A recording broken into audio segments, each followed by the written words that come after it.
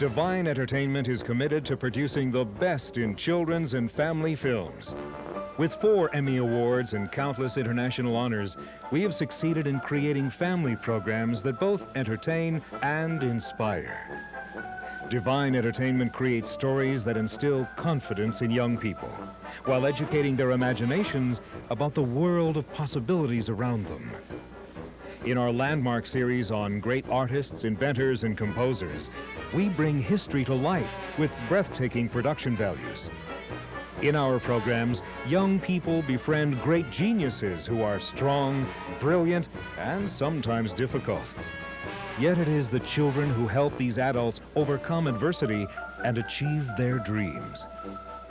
We want families to see that our films open up a rich and beautiful world to explore and experience, where dreams can come true, sometimes in the most surprising ways. To learn more about our acclaimed films, please visit our website. Divine Entertainment, entertaining young people about the world beyond popular culture.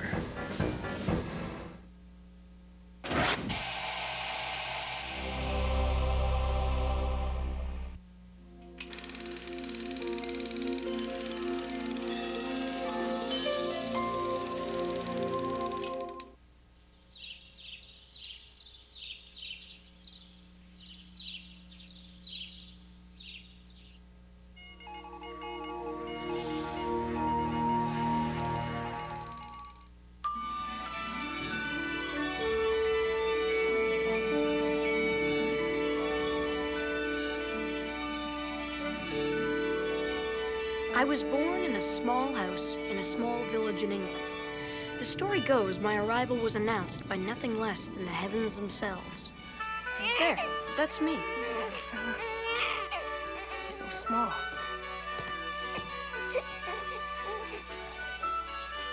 We'll name him Isaac. Isaac Newton. I had a pretty good set of lungs, huh? Now, I know what you're thinking. This can't be the real Isaac Newton. The bright one? The one with the apple? You're right, I'm not him. I'm not even related to him. My dad just happened to have the same last name, that's all. Humphrey Newton. He and my mom named me Isaac after the famous one, because my dad knew him really well. He worked for him. Just like me, the first and famous Sir Isaac Newton was born with a comet flying over, and this is his story. My dad always says the comet was an auspicious omen because this baby would grow up to change the way the whole world thought about the universe, comets and all. Auspicious, that's a fancy word for lucky. My dad says he's still waiting to find out whether my comet was auspicious or not. Isaac's father had died 3 months before he was born. Poor Isaac was so puny, everyone was afraid he wouldn't make it. But Isaac surprised them and pulled through.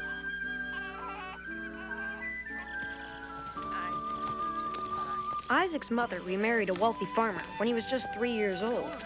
She went off to live with her new family, and Isaac was left behind to live with his grandparents. Get up! Come on! Go, come on! Poor little kid. My dad said he didn't really trust a living soul from that day on.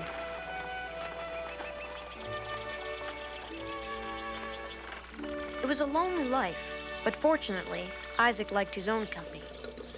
Creative and curious, he loved building things.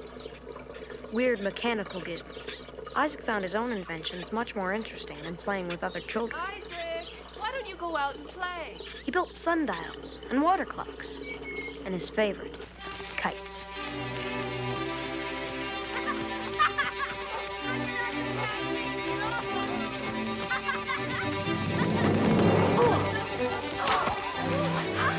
Kites are for babies.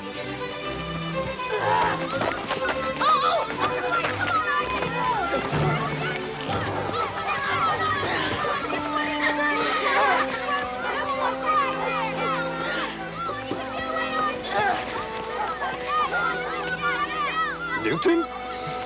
Master Stokes! Isaac was a bit of a misfit. Standing up to that bully changed his life. Nothing could stop him now. He went from the very bottom of his class at King's School in Grantham to the top. Isaac was headed for Cambridge, but his mother's rich old husband died, and he had to stay home and help her out on the huge farm she'd inherited.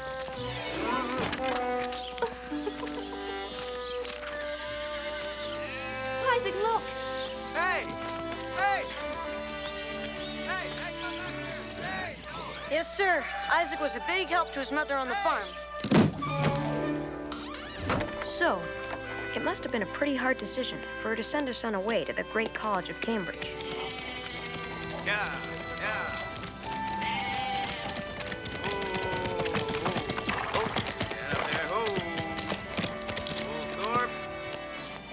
Isaac Newton left Grantham in 1660, a young man in search of his future, and came home an educated Cambridge University professor.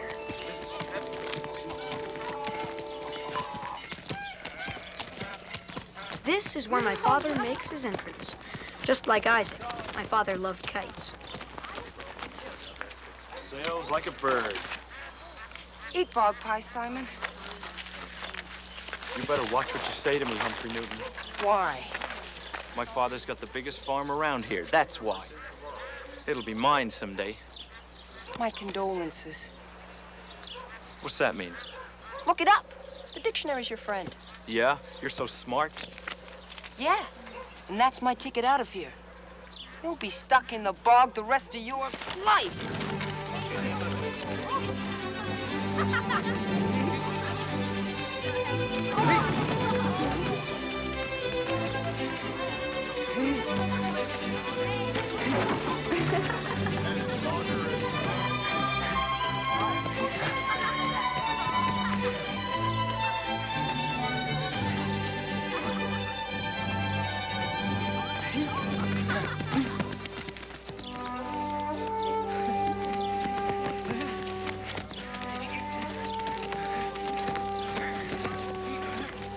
Newton!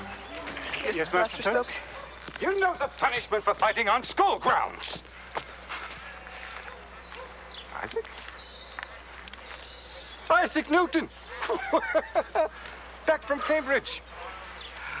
Not expelled, I hope. No, actually, just a visit. And did you bring anything back to show for your efforts? A bachelor and a master's of arts. They made me professor of mathematics. Good boy. Humphrey, come here. Humphrey Newton. I'd like you to meet Isaac Newton. 2 Newtons. Fancy that. Isaac's one of my old students, making his name at Cambridge. A genius, mathematics and science. I take no credit. Mind you, this boy holds his own, too. This is Humphrey's last week at school. He's graduating. Gets along with the other boys about as well as you did, Isaac. Oh, pity. I can fix it. Is it yours? Made it myself. Would he be interested in a job? Well, I suppose. Humphrey is a wonderful student when he doesn't get sidetracked. What do you think, boy? Boy? You see what I mean, Isaac? Isaac. Isaac. Isaac Newton? How wonderful to see you. Oh, yes. How nice to, Miss... You remember my stepdaughter, Catherine? You haven't changed a bit. Catherine. How wonderful. You have changed. For the good. Better, I mean. Not that you weren't always, fine. And my niece, Clara. I don't believe you've met. No, Isaac has just received his bachelor's degree. Master's, actually. Well, let's hope he doesn't remain a bachelor forever. Catherine is still single, you know. Father?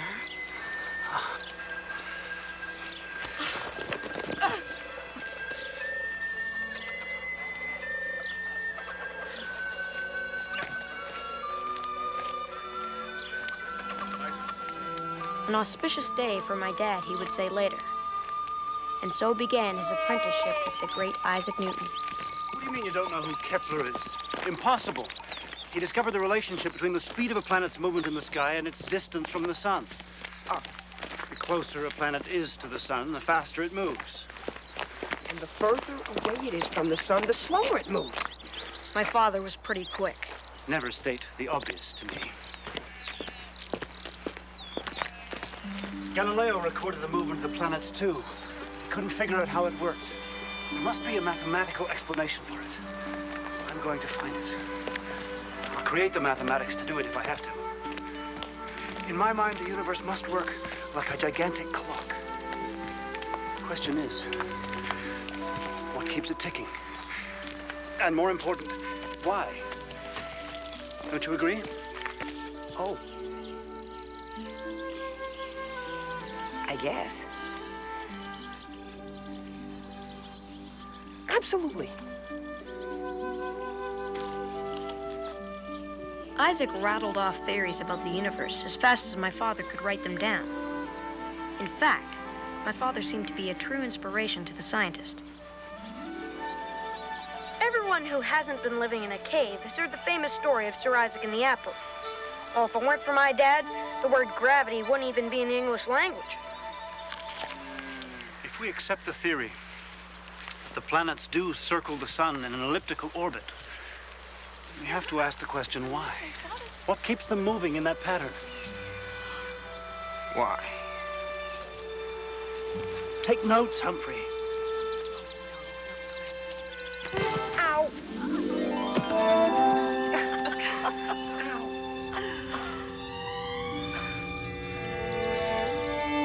Humphrey, do you realize what just happened?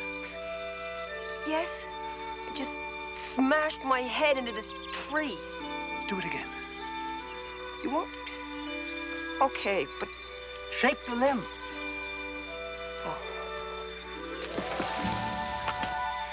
There. Another one. And do you know why it fell? yes, I think I loosened the No. ball. The apple fell because the earth attracted it. The earth attracted the apple. Maybe I should have a look at that bump on your head. Think about it.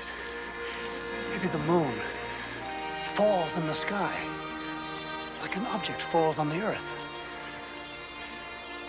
What if one and the same force pulls the apple to the earth and keeps the moon in its orbit? Sounds like a bit of a stretch to me. Yoo-hoo! Let's go. We've a lot to do.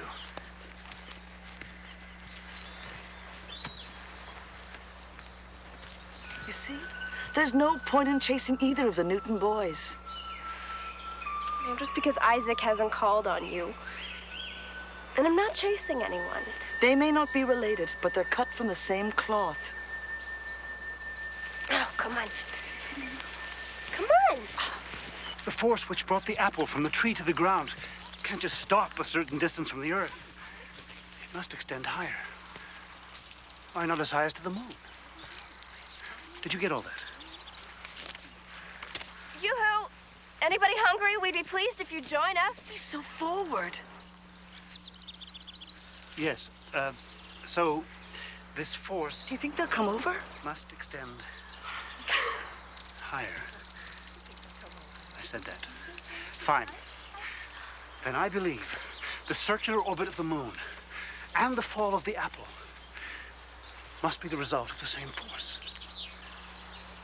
I'll call it gravity. Aren't you hungry?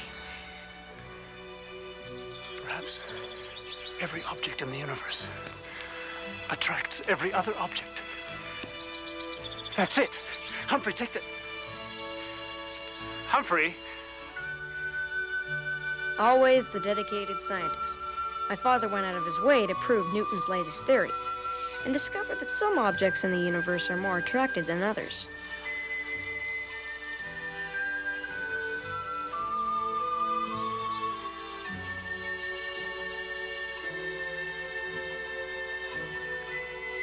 Look at the two of them. Isn't that disgusting?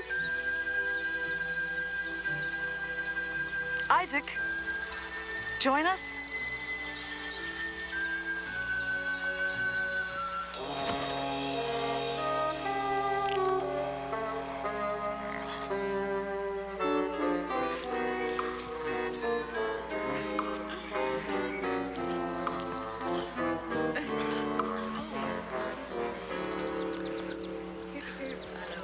Isaac was suddenly anxious to be back in Cambridge. His new assistant was expected to follow. My dad had to choose, true love or the chance to be an educated man, far away from the farm life he'd always hated. It was a tough call, but his father, my granddad, helped him make it. Over my dead body. Mr. Newton. Look, you stay out of this. You're like some evil magician trying to steal my son's mind. You don't think this life is good enough for you. Is that it? You're close.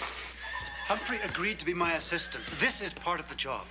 Mr. Newton, this is the age of reason. Working with your head is just as important as working with your hands. Working with your hands keeps a roof over your head and food in your belly. Ugh! It's just an attack. I'm all right. I don't need anyone to help me. Oh, go off. Leave me. Oh, Dad. what about my future? Who's going to take care of you when I'm gone? Oh, pay the bills. Oh, it won't be long now. I'll pay your son a good salary. How much? Oh, Humphrey, I'm so proud of you. Another law of nature. Everything has its price. But my dad wondered if it was too high a price to pay.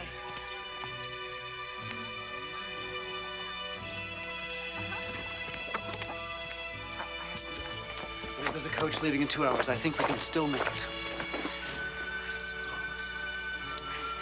Come here. We need to talk. So, you're going to Cambridge? Yes, I have to return. It's an opportunity for me.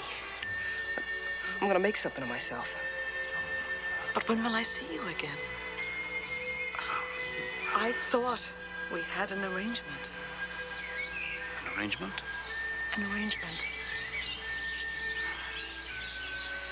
Bet you'll hardly even recognize me when I get back. If I'm even here to see you.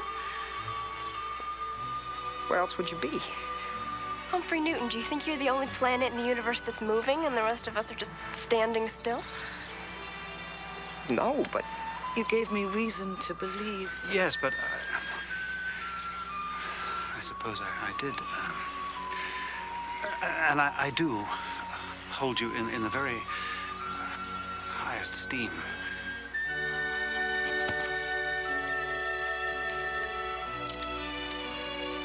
Good luck. Clara, will you? Will I...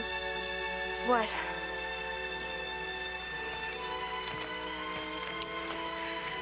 Will you wait for me? Wait for you. I will come back.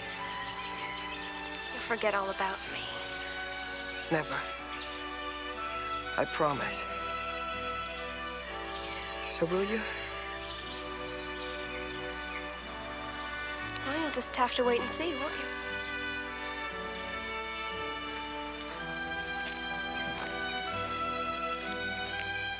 I'll wait for you. Yes. Fine.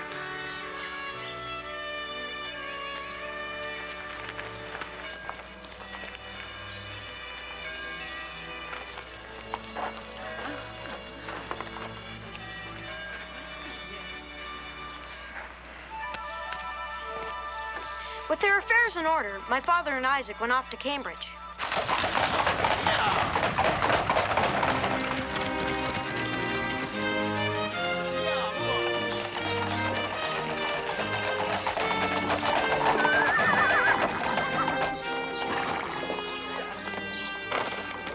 From the moment they arrived, it was obvious to my father just how esteemed Isaac was by his peers at Cambridge. Oh, no. Look who's back. Hey, Newton. Hey, I'm talking to you.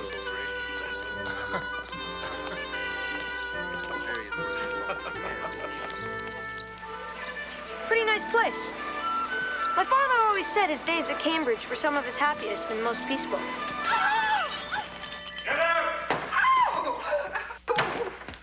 Crazy as a loon. Just house when any normal human being is up and about. He's sleeping, sitting in a chair. Well, I woke him up, I did. And he attacked me. You heard him. You're my witness. It's a wonder I stay on.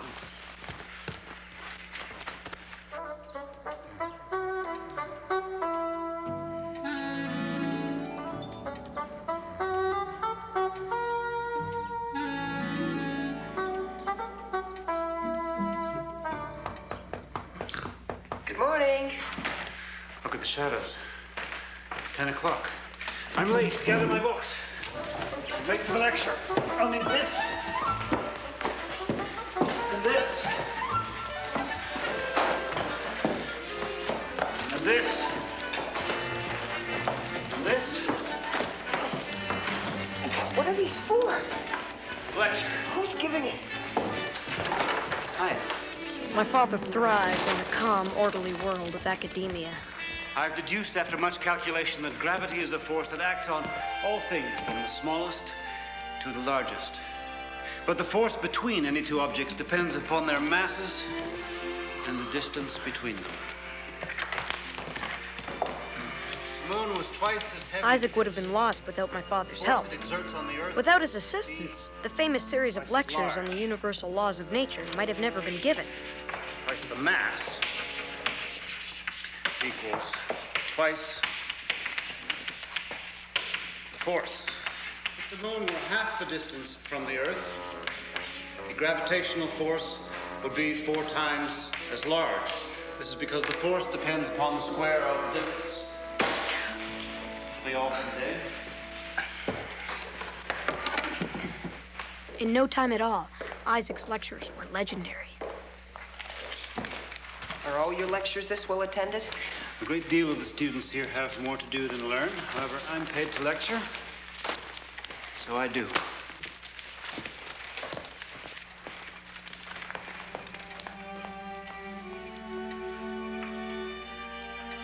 Isaac was driven to answer the questions posed by the natural world around him. He worked non-stop, day and night, 7 days a week. He didn't seem to need sleep or food. My father couldn't decide whether his boss was a freak or a force of nature. Isaac kept coming back to the question that no scientist before him had ever solved. Could the invisible force of gravity be the force that sets the clockwork of the universe into motion?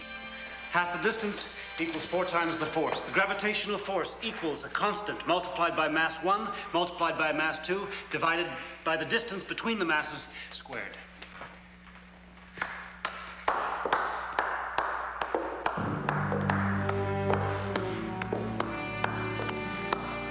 Brilliant.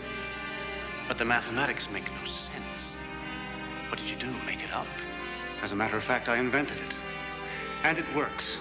You invented it? Yes.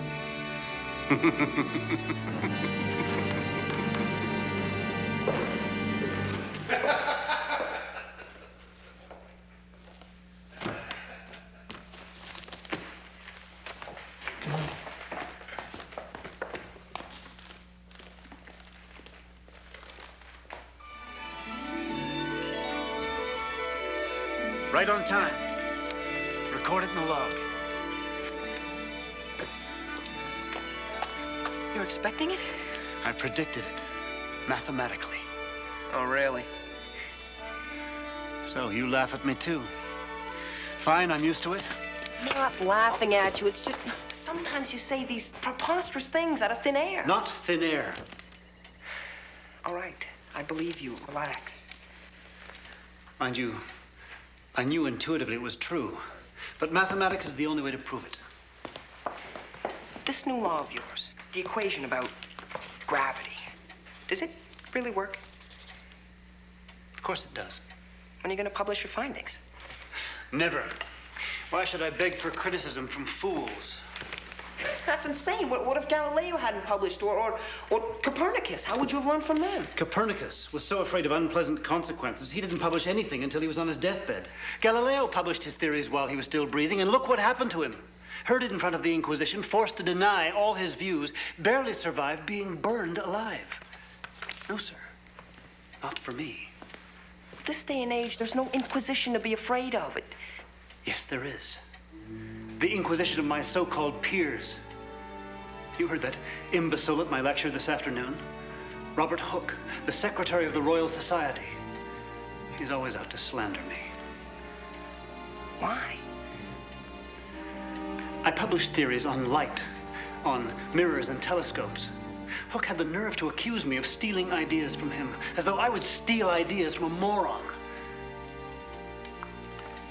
I don't intend to give anyone another chance to make a laughingstock of me. But what good is it to make discoveries and then keep them to yourself? The world has to know. Over my dead body.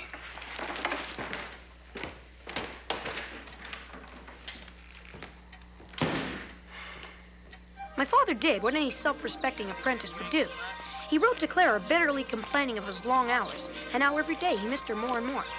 And he supplied the Royal Society with the hint of the discoveries Newton was making to whet their appetites.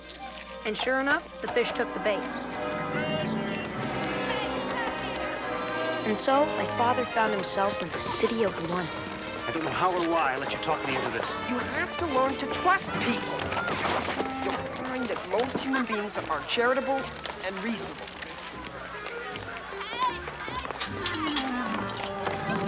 The Royal Society, the famous assembly of all the brightest and best scientists in all of England. Sir Christopher Wren, the official architect of the city of London. John Flamsteed, the royal astronomer. Edmund Halley, who would soon have a certain comet named after him. My father said he couldn't believe his eyes.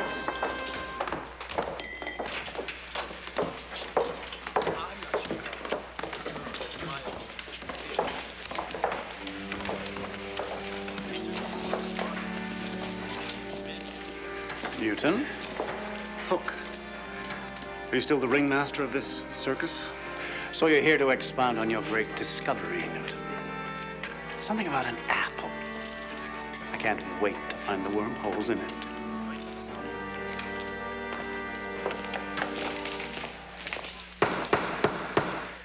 Like the apple falling from the tree, the moon falls. Like any object on Earth. If the moon did not constantly fall towards the Earth, then it would move in a straight line and fly off at a tangent to its orbit. We'll call this the law of universal gravitation. Everything in the universe attracts everything else. Now that's one of Newton's laws my father could relate to. If the distance between the Earth and the moon were twice as far, the gravitational pull between them would be 1/4 as great. The gravitational force between two bodies is calculated by what I call the inverse square law.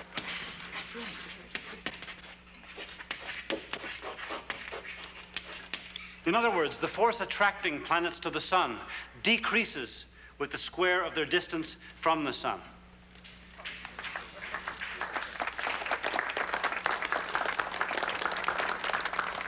Mathematically, this theory is represented by the equation where F is the gravitational force, capital M and lowercase m are the two masses. That is all.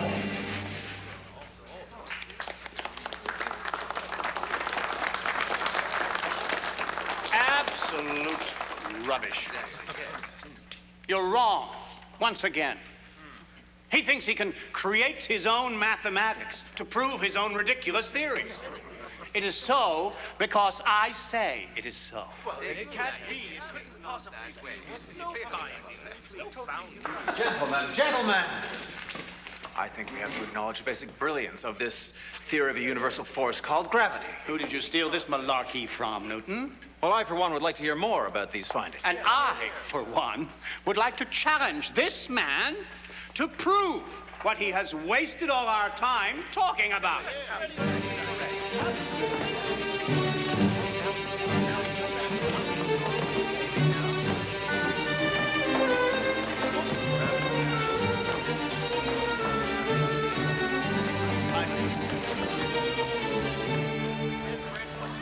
Isaac? Hey, get Humphrey! Humphrey, my boy. This is the fellow we were looking for. Perhaps we could take you out for a bit of a night in the town. Yes, sir.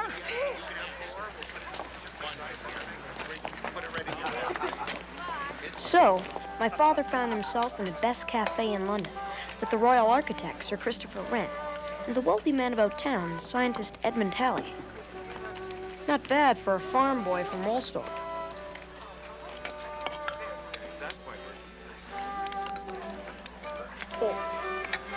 What do you think? It's cold. It's really cold.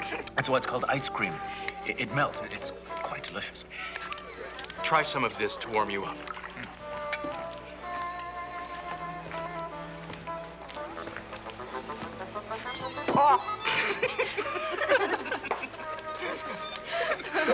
My teeth.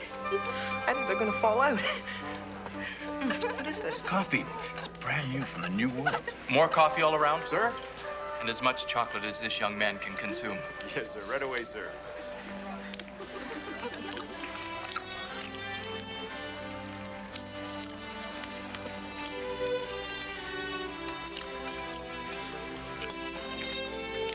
Cheers.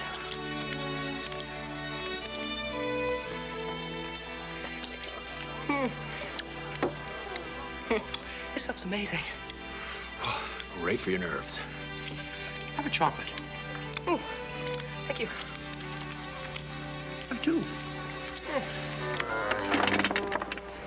It was the cornerstone of my bearing wall. Sorry. So, Humphrey, what is Mr. Newton up to these days? What is he working on? Lots of things. Lectures, light, gravity, orbits. Yes, orbits. He started to write an equation on the board today, but he didn't finish it. You see, we must confess, Humphrey, that although our observations show that the planets travel in an ellipse around the sun, so far each of us has tried and failed to provide mathematical proof of the action. I have a gentleman's proposition. The first one of us to come up with mathematical proof that the planets travel in an elliptical orbit will get a prize. You're on. I'll provide the prize myself. A book worth 40 shillings. And we may use any means to get the formula. Any means? Any means. Every man for himself. Agreed? Agreed. Agreed? Agreed. You may just as well give me the book now. I'm as close as this. Are you talking about the inverse square law? I've seen the proof with my own two eyes. Have another chocolate, Humphrey. My master, my teacher, my good friend, Isaac Newton, has already made the calculation and formulated a theory.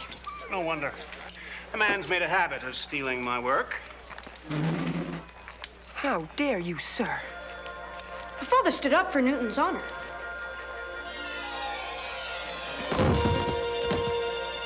At least he would have, if he could have. Told them what? Clear health, it was the chocolate speaking. Oh, stop the coach. Stop the coach! Again!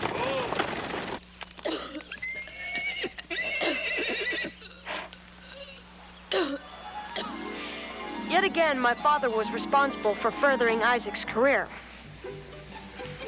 Because the honorable men of the Royal Society had taken his coffee craze claims seriously, their race to the right formula had begun. They weren't even close.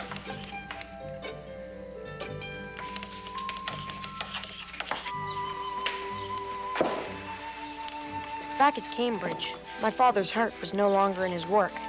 More than ever, he longed for home. What's the matter with you? Are you ill? She's never written to me. Who? Clara. I think I'm in love. Don't you miss Catherine? No. That is, I don't think about her. Scientists don't have time to fall in love. Why me then? Am I not a scientist? What do you think? I don't know. I'll never be as smart or as clever as you. I don't have your mind. You're smart enough. Right now, you're trying to grasp numbers and equations and theories. That's just the surface. There's more to science than that. I hope I've taught you that at least.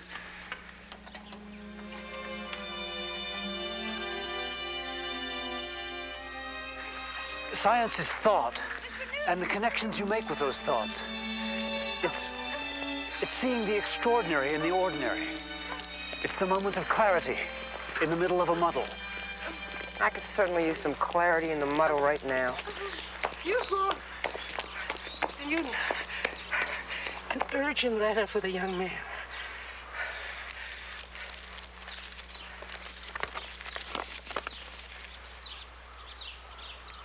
My father's very ill. I have to return to Wolfsthorpe.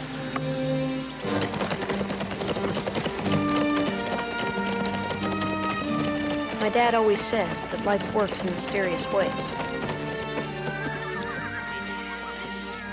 His father's health gave him the excuse he needed to go home.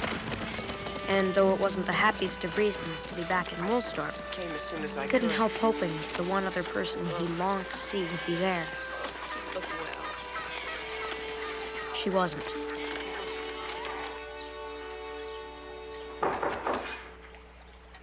Blast.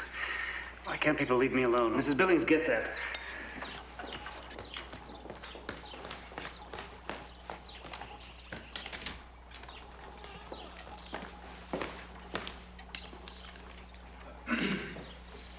Show him out. I've come a long way to see you, Isaac. Nobody asked you to. I'll leave you to your work, but first I must ask you one question. Give me a reason on this earth why I should answer you.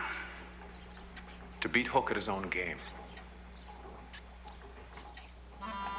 You're not gonna die. Oh, no, my son. I'm breathing my last. Promise you'll stay. You have to look after your mother. Swear. I swear.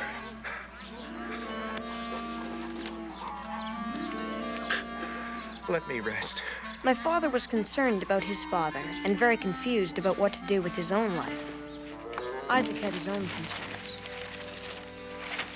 Blast, Humphrey. Where did he put my notes?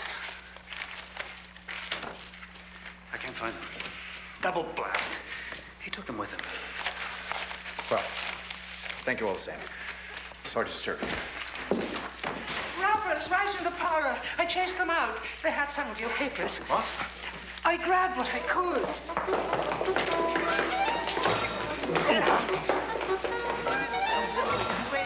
Oh, no!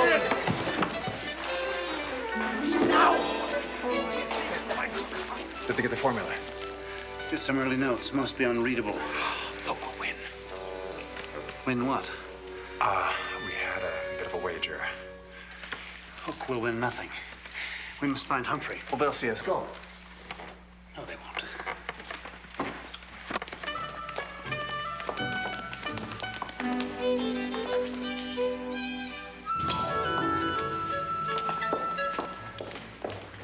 This just doesn't make sense.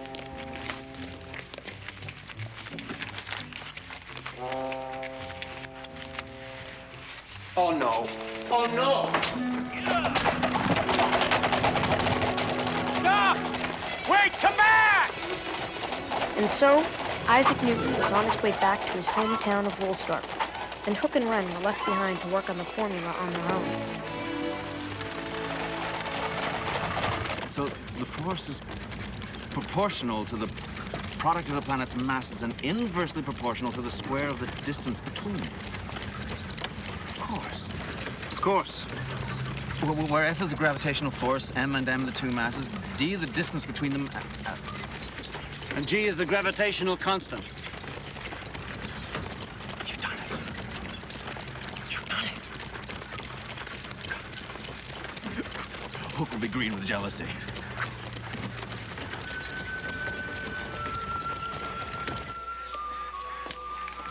I'm so glad you're here. Your father seems much better already.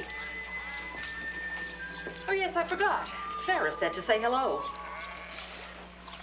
Did she say anything else? No, I believe she's engaged to be married.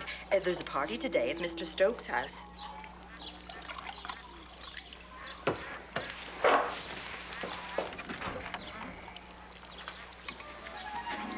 When the stories of what followed that day became family history, it was never really clear what role my grandmother played in the unfolding events.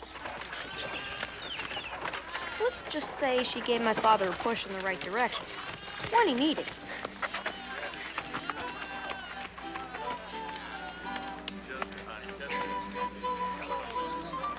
What a lovely couple. I'm sure they'll be very happy together.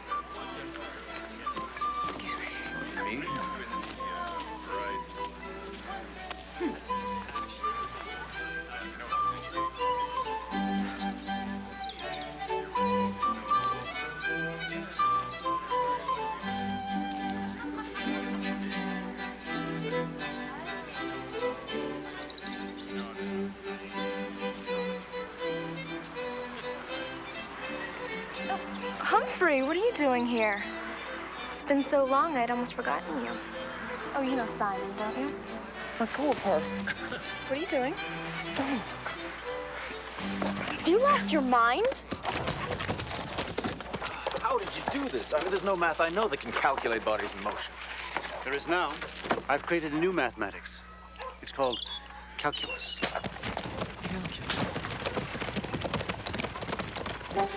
Cool off, Humphrey. Eat dog pie, Simon. Stop it, both of you. No, no. Humphrey. Stop it!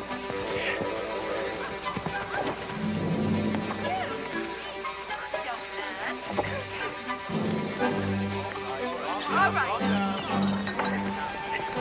It's a way of dealing with problems involving quantities that change continuously. You have to make the rules, not follow them. Isn't that your assistant? Humphrey? Stop it, both of you, stop! Write this down. I beg your pardon? Make notes.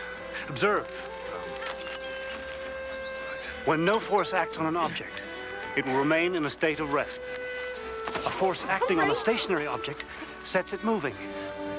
The object accelerates in the direction in which the force is acting. If an object is pushed or pulled, it will push or pull to an equal extent in the opposite direction.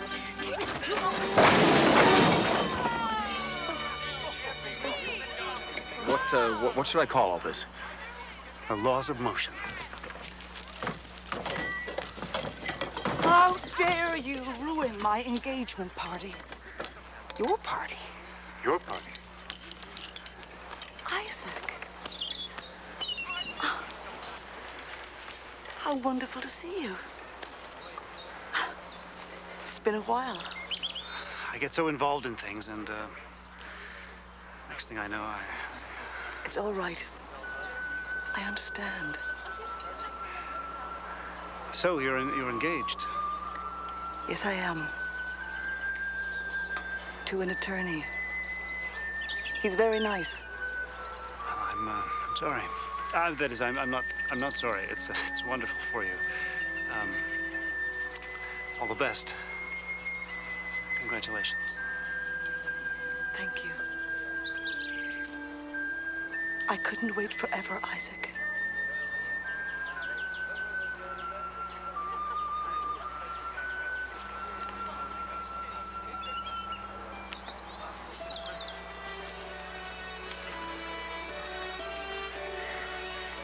You're not engaged to Simon? No. Oh, I thought... That is, I heard that,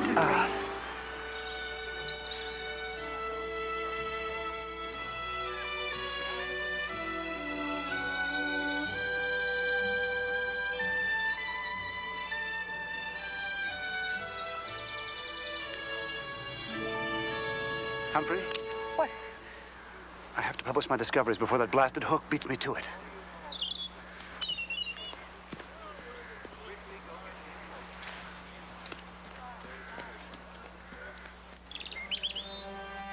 And so, Isaac and my father returned to Cambridge.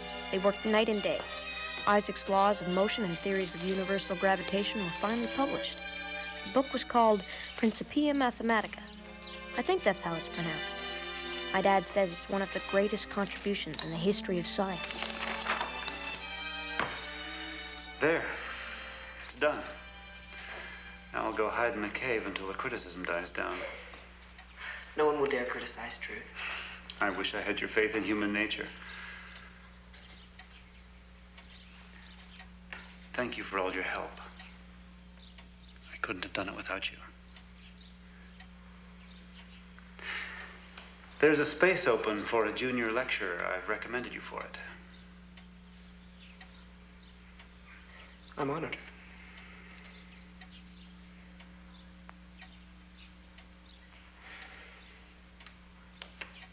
I'm sorry I'm not as enthusiastic as you'd like me to be. I'm still not sure whether I'm cut out to be a scientist. Have I set such a poor example? No, it's just I'm not the type, I guess, who can stick to one thing the way you do. At the expense of everything else. No.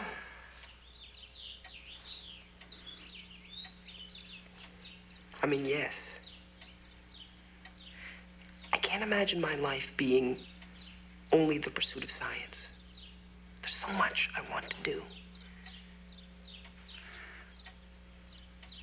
I realize I've given things up. I've had to make decisions and sacrifices that I regret very much. But for me, science is my passion and my obsession. Science has a magnificent order to it. Something majestic, almost beyond comprehension. Something as hard to catch hold of as the tail of a comet. Now, I'm sure if I were to face the whole matter truthfully, perhaps I would admit that I hide behind it sometimes. Science makes a good shield from the realities of day-to-day life. I'm not good at normal, everyday life. I never have been. But you are. You have choices that I wasn't capable of making. You've got to do what's right for you. And remember, there are more ways than one to practice science.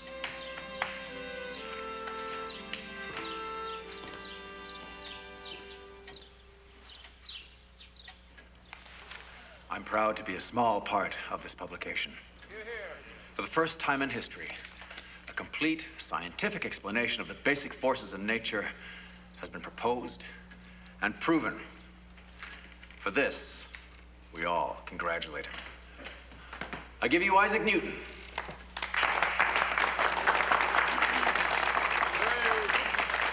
I think Mr. Hook has a few words to say, don't you?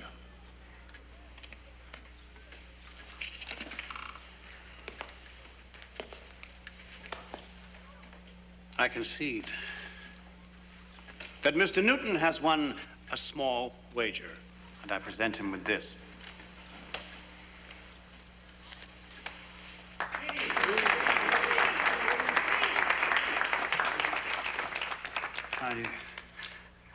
I do not know how I appear to the world, but I've really been like a boy playing on the seashore, finding a smoother pebble or a prettier shell than ordinary, while the great ocean of truth lay undiscovered before me. I'm a friend of Plato. I'm a friend of Aristotle and Copernicus and Galileo.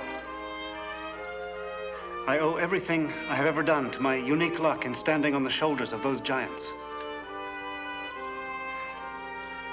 and to the loyalty of a small few who have had the patience to push me in the right direction.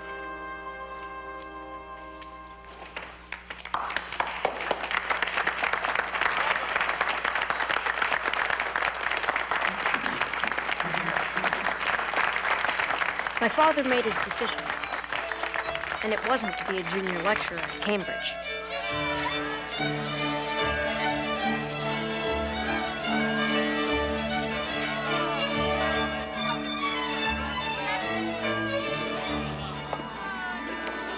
And so my mother and father got hitched.